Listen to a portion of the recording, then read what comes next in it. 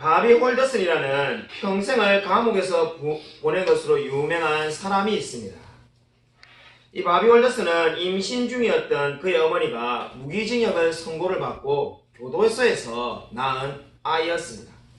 그러니까 어머니와 함께 교도소에서 자라다가 교도소에서 학교를 다니고 이제 학교를 다닐 때가 되어서 결국은 밖으로 나갈 기회가 생기게 되었습니다.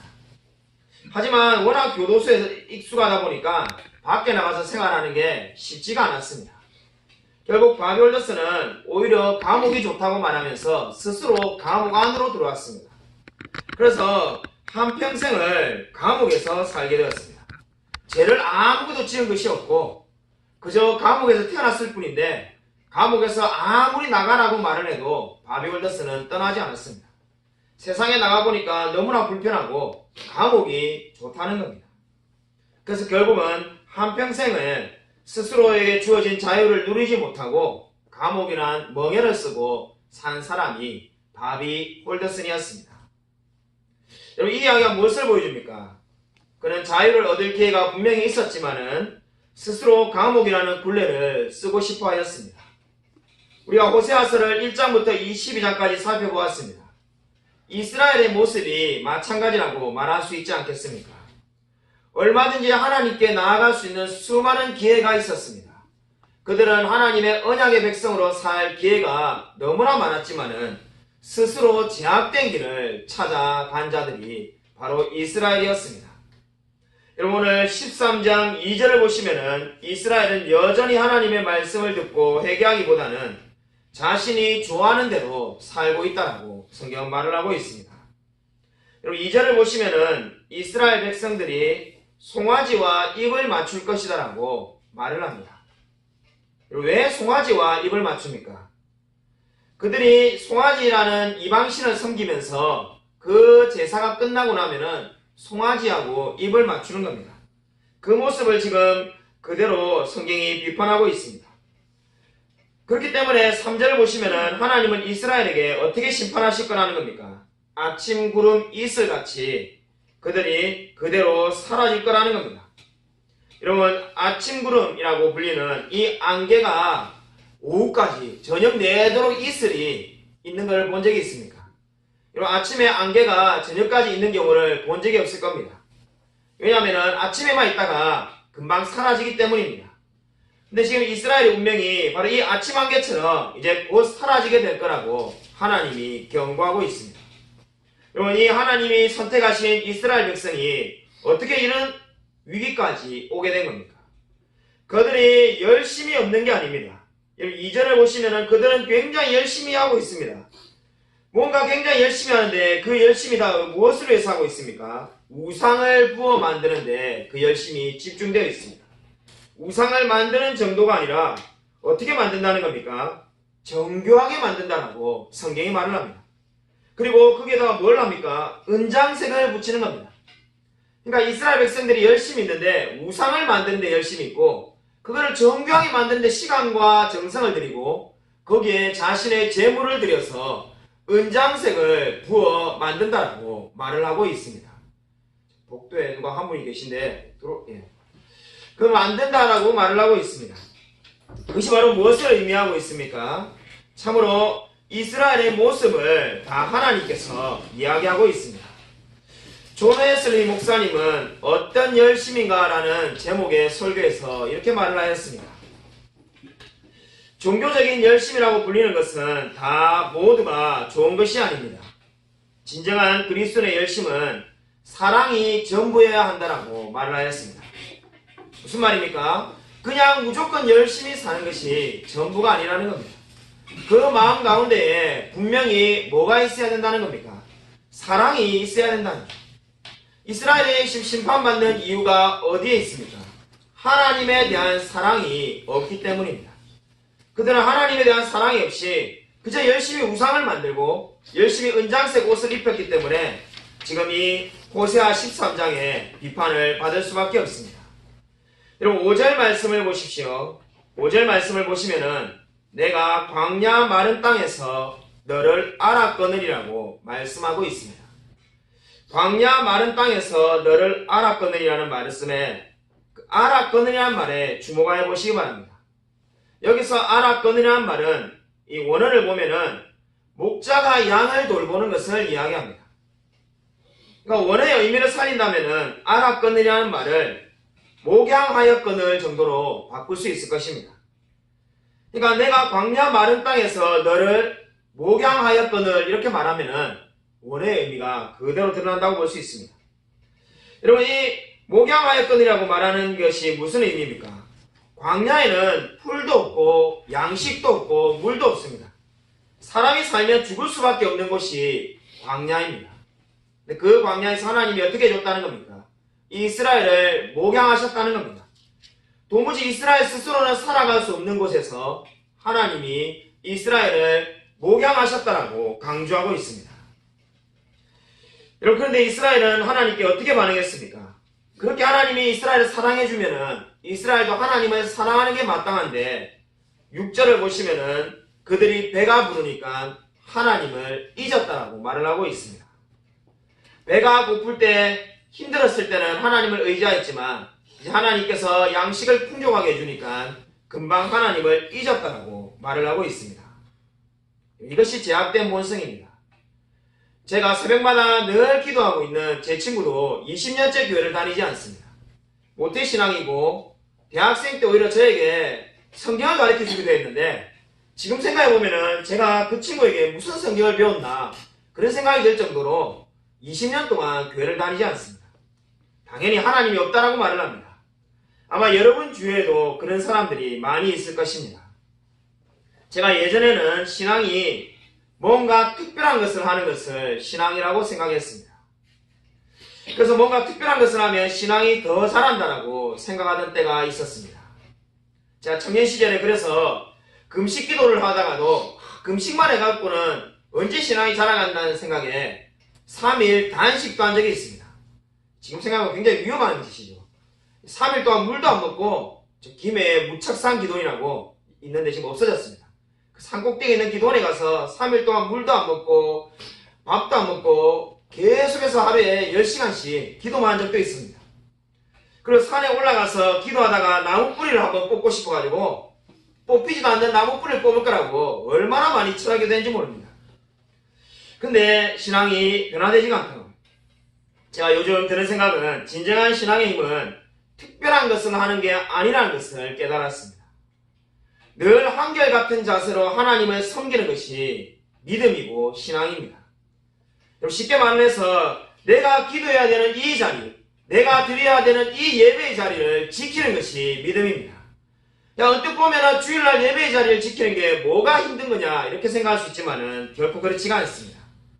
여러분, 한결같은 마음으로 하나님 앞에 서는 것, 그것이 신앙이고 그것이 능력입니다. 바로 오늘 이스라엘의 문제가 무엇이었습니까? 그들이 마땅히 있어야 할 자리에 있지 않았습니다. 오늘 이스라엘의 문제는 그들이 가서는 되지 않는 우상의 자리에 가 있으며 그들이 마땅히 하나님 앞에 있어야 할 자리에 있지 않았습니다. 바로 이것이 그들의 문제였습니다.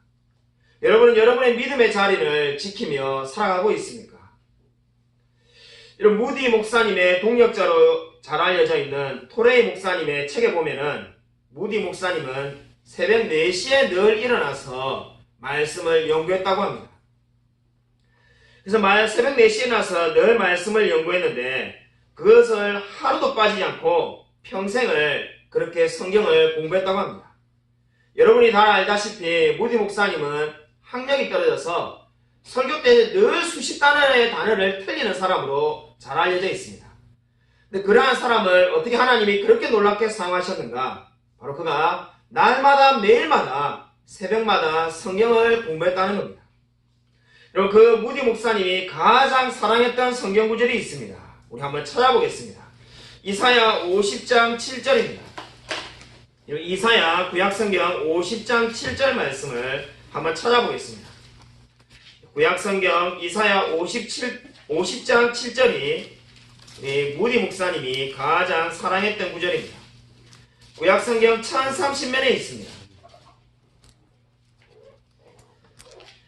구약성경 1030쪽 이사야 50장 7절입니다.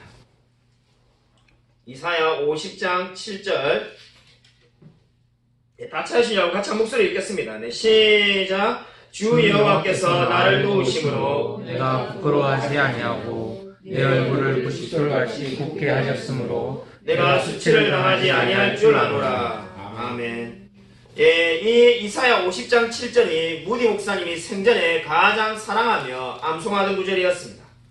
무슨 말씀입니까? 하나님께서 나를 도우심으로 내가 얼굴을 부싯돌같이 굽게 하였으므로 내가 수치를 당하지 아니할 줄 아노라라고 말을 하고 있습니다. 한마디로 하나님께서 자기를 도우시기 때문에 자신이 부끄럽지 아니하며 늘 수치를 당하지 않는다라고 고백한 겁니다. 이것이 바로 무디 목사님의 신앙의 원동력이었습니다. 여러분은 날마다 자신이 하나님 앞에 붙들리며 나아가고 있습니까? 여러분 매일 말씀을 묵상하며 여러분이 지켜야 할 자리를 지켜나가고 있습니까? 여러분이 호세아로 다시 돌아와서 이쯤 하면은 이스라엘이 돌아와야 될 것 같은데 완악한 이스라엘은 돌아오지 않습니다. 여러분 12절 말씀을 보면은 에브라임의 뿌리가 봉합되었고 그 죄가 저장되었다라고 말씀하고 있습니다. 여러분 여기서 에브라임의 뿌리가 봉합되었다는 말이 무엇을 뜻합니까? 저와 여러분이 만약에 귀한 다이아몬드 같은 보석이 있다면은 그냥 그것을 아무렇게나 놔둘 사람이 없을 겁니다. 그것을 보석함 같은 기중품을 보관하는 곳에 보관하여 두겠지요. 마찬가지입니다. 지금 이 에브라임의 뿌리가 봉합되었다는 말은 바로 보석을 보관할 때 사용되는 단어입니다. 근데 지금 에브라임은 보석을 보관하고 있는 것이 아니라 뭘 보관하고 있다는 겁니까? 그 죄를 마치 보석을 보관하는 자리같이 자신의 삶의 제일 중요한 곳에다가 죄를 보관하고 있다는 겁니다. 여러분 얼마나 어리석습니까? 거짓말하고 간음하고 살인하며 남을 미워한 그 잊고 싶은 수많은 죄들을 감추고 싶을 건데 이스라엘 백성들은 가장 귀한 곳에 그것을 모시며 살아가고 있다는 겁니다. 그것이 바로 이스라엘의 영적인 상태를 지금 보여주고 있습니다. 호세아서를 읽다 보면 어떤 생각이 듭니까? 이스라엘은 마치 구제불능처럼 도무지 안 되겠구나 하는 생각이 들지 않습니까? 도무지 이렇게 해가지고는 어떻게 구원을 받을 수 있냐는 생각이 들지 않습니까? 이런 이스라엘을 위해서 하나님께서 소망의 길을 열고자 하십니다.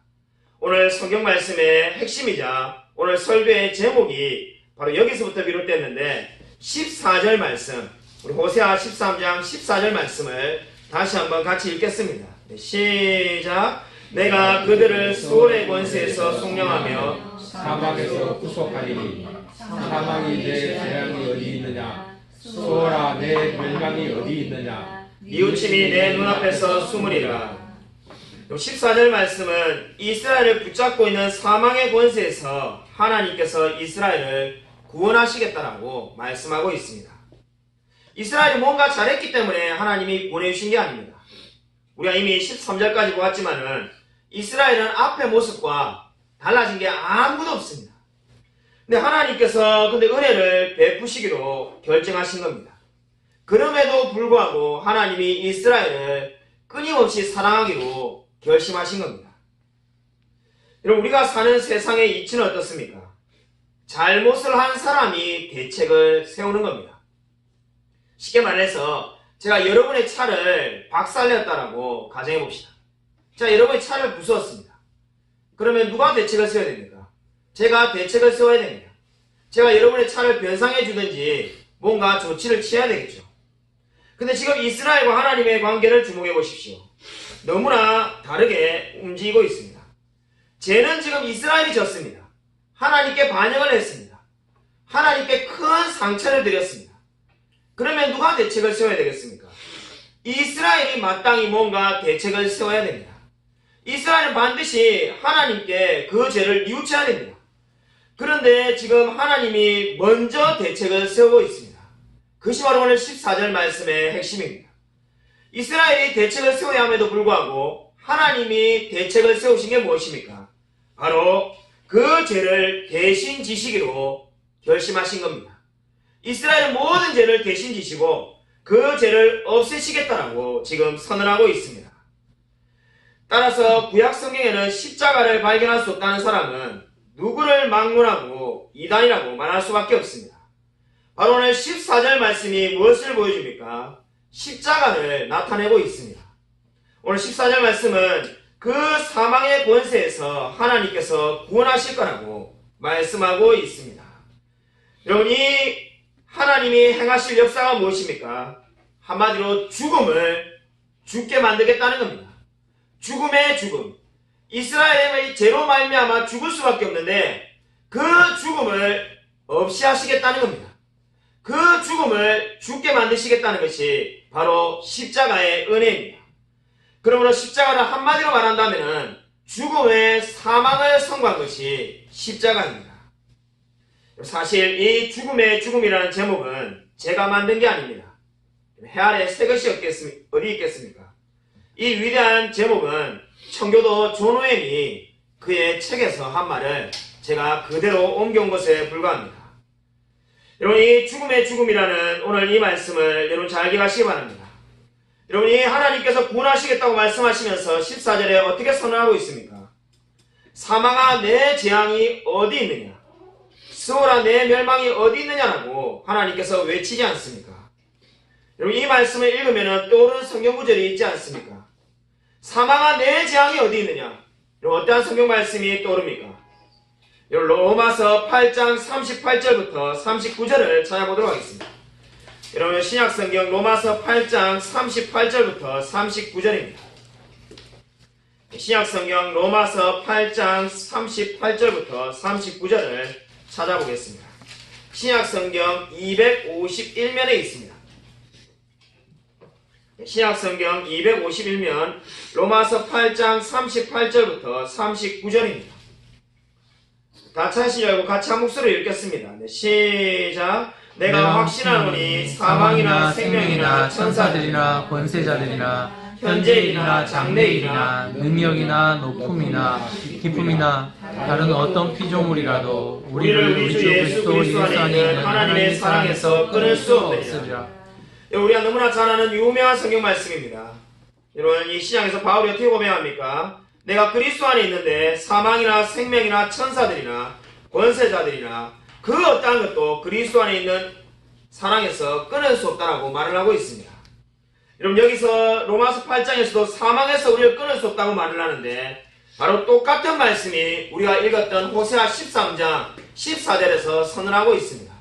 이제 그 어떠한 죽음의 권세도 바로 하나님 안에 있는 이스라엘의 백성들을 결코 몰아낼 수 없다라고 선언하고 있습니다. 여러분, 이 놀라운 동일한 은혜를 받은 사람이 저와 여러분입니다. 저와 여러분도 동일한 하나님의 은혜를 받았습니다. 우리가 하나님 앞에서 구원을 받으면 어떤 은혜가 있습니까? 이제 사망은 결코 우리를 위협할 수가 없습니다. 결코 다시는 우리가 제약된 옛 사람으로 돌아가지가 않습니다. 이것이 바로 저와 여러분이 받은 놀라운 은혜인 겁니다. 여러분은 이 놀라운 은혜를 기억하고 있습니까? 여러분, 존경하는 찰스 스펄전 목사님, 우리 이번 달 추천 도서죠. 그 책에 나와 있지는 않습니다. 그 책에 나와 있는 말씀은 아니지만은 찰스 스펄전 목사님이 이런 말을 하였습니다. 단 한 땀이라도 우리 스스로가 바느질해서 우리 자신의 의의 거룩한 옷을 입어야 한다면 우리는 구원받지 못할 것이다. 이런 무슨 말입니까? 우리가 바느질 하나라도 우리가 스스로 해야 돼서 그 의의 옷을 만들어야 된다면 우리는 결코 구원을 받을 수 없다는 겁니다. 한마디로 이 말은 다시 말해서 우리 스스로에는 우리의 공로로는 결코 구원을 얻을 수 없다는 뜻입니다. 우리가 지금 종교개혁 500주년을 보내고 있습니다. 올해가 종교개혁 500주년입니다. 여러분, 이 종교개혁이 이룬 놀라운 진리가 무엇입니까? 바로 이 위대한 진리를 발견한 겁니다. 우리 스스로는 결코 하나님의 놀라운 의를 이룰 수 없다는 겁니다. 여러분, 오늘 호세아 13장에도 그 동일한 진리가 나타나고 있습니다. 이스라엘이 하나님께 구원받을 만한 뭔가 잘한 일이 결코 있지 않습니다. 여러분, 아르미니우스 주의자들이 늘 말하는 것처럼 우리가 하나님께로 돌아갈 것을 하나님이 미리 보고 구원하셨다는 말은 결코 진리가 아닙니다. 우리가 지금은 제약된 상태로 살아가고 있지만은 하나님이 먼 훗날 스스로 돌아올 것을 아시고 구원했다는 말은 결코 진리가 아닙니다. 왜냐하면 성경에 오늘 호세아서를 읽어보아도 그러한 것을 만들어낼 만한 말은 어디에도 없습니다. 오늘 성경은 오히려 어떻게 말을 하고 있습니까? 이스라엘은 여전히 죄악되고 여전히 죄를 사랑하지만은 하나님께서 그들의 마음을 변화시켜서 그들에게 새로운 마음을 주셔서 하나님을 사랑하는 사람으로 만들고 있다라고 말을 하고 있습니다. 그러므로 여러분, 하나님은 어떠한 분입니까? 그냥 하나님께로 돌아오는 자들을 모아가지고 천국에 보내는 분이 결코 아닙니다. 여러분, 이것은 기독교의 진리가 아닙니다. 하나님께로 돌아오는 자들만 모아가지고 하나님이 그들을 천국에 인도하는 게 아닙니다. 어떻게 보면 맞는 말처럼 들리지 않습니까?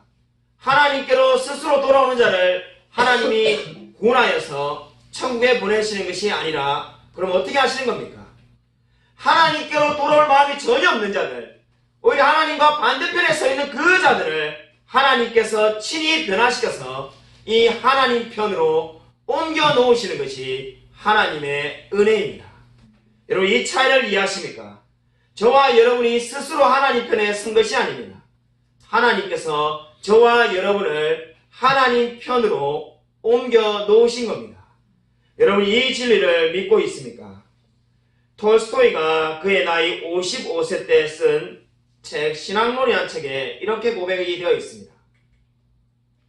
55년을 살아오는 동안에 제가 15년의 어린 시절을 제외하고는 안식을 누리지 못하였습니다.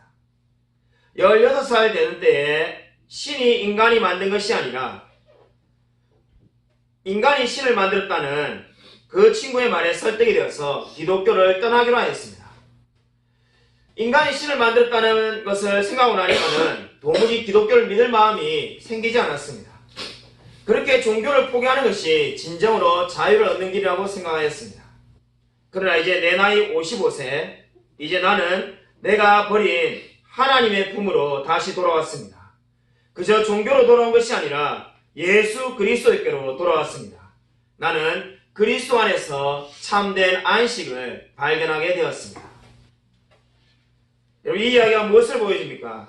톨스토이가 바로 55세 때 그가 진정으로 하나님을 만났다라고 말씀하고 있습니다. 여러분, 인생에서 제일 중요한 것은 하나님을 만나는 것입니다. 이보다 더 중요한 것은 결코 있을 수가 없습니다. 여러분, 정말로 하나님을 만난 사람입니까? 여러분, 오늘 성경이 저와 여러분에게 주는 큰 위로가 무엇입니까? 하나님이 결코 이스라엘 중에서 스스로 하나님 앞에 나올 수 있는 사람은 나와봐라, 그들만을 구원하겠다, 이렇게 말씀하지 않았습니다. 그리고 그 사람들만 천국에 데려가겠다, 이렇게 말씀하지 않았습니다. 여러분, 오히려 하나님이 어떻게 하셨습니까?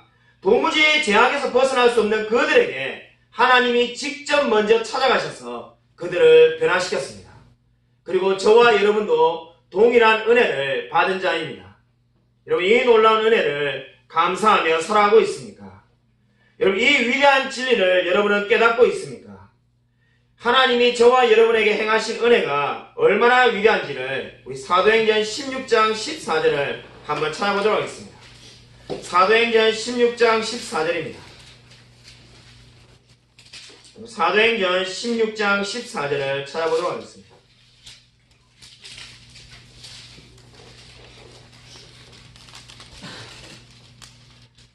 신약성경 216면에 있습니다. 사도행전 16장 14절, 우리 같이 한 목소리로 한번 읽겠습니다. 사도행전 16장 14절입니다. 시작. 두아디라시에 있는 자세곡간 장사로서 하나님을 섬기는 루디아라는 한 여자가 말을 듣고 있을 때 주께서 그 마음을 열어 바울의 말을 따르게 하신지라. 아멘. 오늘 성경 말씀을 잘 주목해 보십시오. 우리 루디아라는 한 여자가 하나님의 말씀을 듣고 있을 때입니다. 그 마음을 열었다고 말합니다.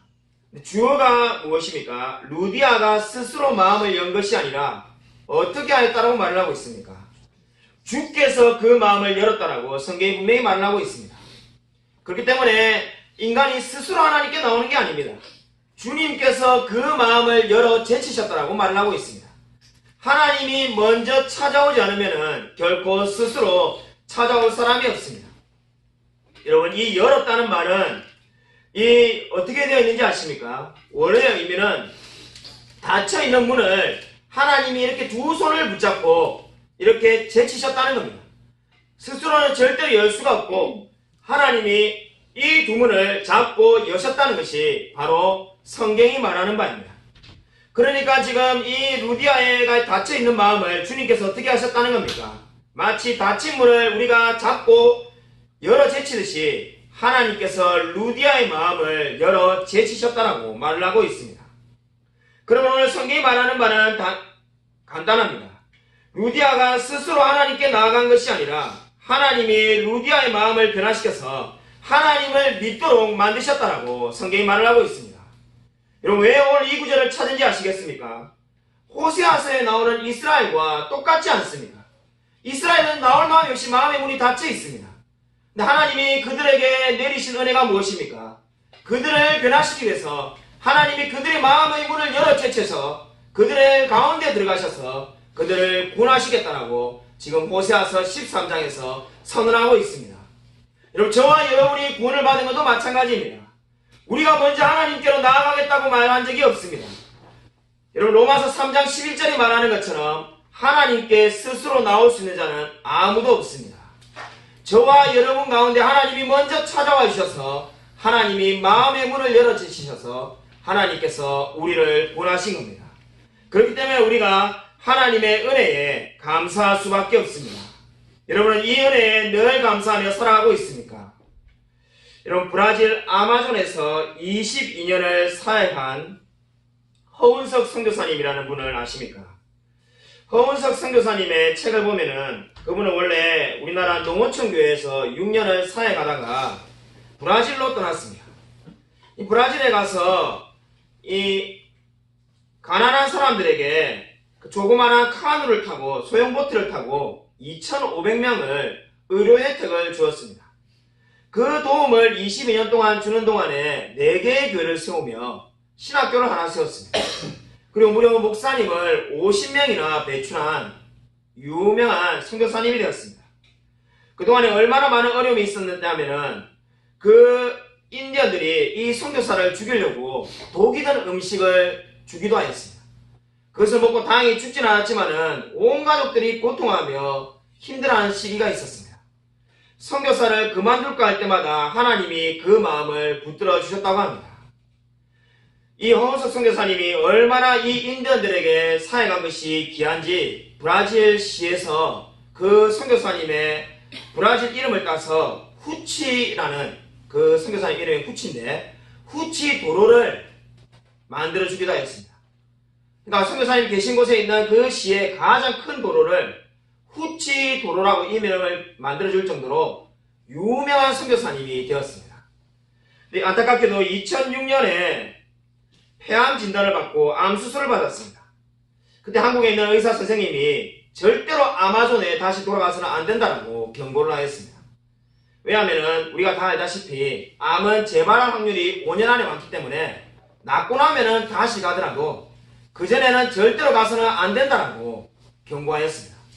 선교사님이 그 말을 전혀 듣지 않고 그대로 아마존에 갔습니다. 결국 2016년에 말기암 판정을 받고 투병하다가 2013년에 하나님께로 돌아가게 되었습니다. 여러분, 왜 의사가 그렇게 죽는다고 하는데도 선교지로 돌아갈 수밖에 없을까요? 그는 더 이상 죽음이 두렵지 않기 때문입니다. 죽음의 죽음, 죽음이 결코 나를 위협할 수 없다는 것을 다 알기 때문에 이제 복음을 전하러 그곳에 들어간 것입니다. 여러분, 선교사님이 쓴 글 중에 이러한 글구가 있습니다. 옛날 학교 문방구에 두더지 잡기라는 오락기가 있었습니다. 그 두더지의 모습이 꼭 나갔습니다. 나를 드러내고 싶어 끊임없이 고개를 내미는 것입니다. 그러면 하나님은 너는 들어가라 하시면서 몽둥이로 징계하십니다. 근데 그렇게 두들겨 맞는 것이 내게는 즐거움입니다. 그렇게 두들겨 패스라도 나를 언약 백성으로 만들고 싶어하는 하나님의 마음을 알 수 있기 때문입니다. 두더지처럼 내가 적나라하게 벌거벗겨져야 회개하고 하나님께 돌아올 수 있습니다. 나의 모난 것이 깎이고 다듬어져야 성숙해질 수 있습니다. 여러분, 이 글이 무엇을 말합니까? 하나님께서 계속 자신에게 징계를 내리며 어려움을 주시는 이유가 그 선교사님의 모난 부분을 다 깎기 위해서라는 겁니다. 오늘 우리 호세아서에 나오는 이스라엘 백성도 마찬가지입니다. 하나님이 이스라엘에게 수많은 어려움을 주는 이유는 그들을 미워해서가 아니라 그들의 모난 부분을 깎으시며 끊임없이 하나님의 언약 안으로 들어오게 만들기 위해서입니다. 여러분의 인생 가운데 어려움이 있습니까? 하나님이 실수해서 어려움이 찾아온 것이 결코 아닙니다. 하나님께서 저와 여러분의 끊임없이 모나고 부족한 점을 다듬기 위해서 저와 여러분에게 어려움을 주고 있는 것입니다. 왜 그러면 그렇게 어려움을 줍니까? 바로 저와 여러분을 끝까지 사랑하시며 영원히 언약의 백성으로 남아있기를 원하시기 때문입니다. 여러분은 이 놀라운 하나님의 은혜를 믿고 있습니까? 그리스도께서 죽음에 대하여 죽음을 선포하셨습니다. 이 위대한 진리를 믿는 자는 영원히 죽지 않고 영원한 천국에서 영원히 하나님과 함께 살게 될 것입니다. 아무쪼록 이 놀라운 하나님의 말씀을 늘 믿으며 우리가 받은 구원에 대하여 늘 감사하며 살아가는 저와 우리 모든 성도님이 되시기를 주님의 이름으로 간절히 축원드립니다.